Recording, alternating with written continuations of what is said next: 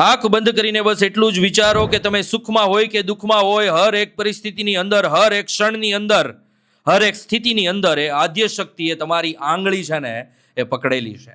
રસ્તો તમને એ દેખાડે છે. એ રસ્તા ઉપર તમારે ચાલવાનું છે. ગમે એવી પરિસ્થિતિ હશે, ગમે એવા દુઃખ હશે, ગમે એવા વલોપાત હશે, એમાંથી તમે બહાર નીકળી જશો. બસ આ આંગળી એણે પકડેલી છે ને, એટલો અનુભૂતિ, એટલું કાફી છે એ રસ્તા ઉપર સફળતા મેળવવા માટે. હું હંમેશાથી કહું છું કે ભરોસો એ આંગળીના ટેરવે હોવો જોઈએ.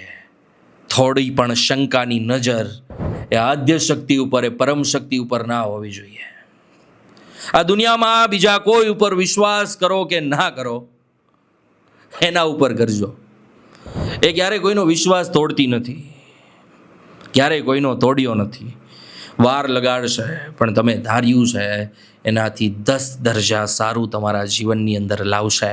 એ પછી પ્રેમ હોય, સફળતા હોય, સહકાર હોય, સહાનુભૂતિ હોય, કે ગમે તે હોય.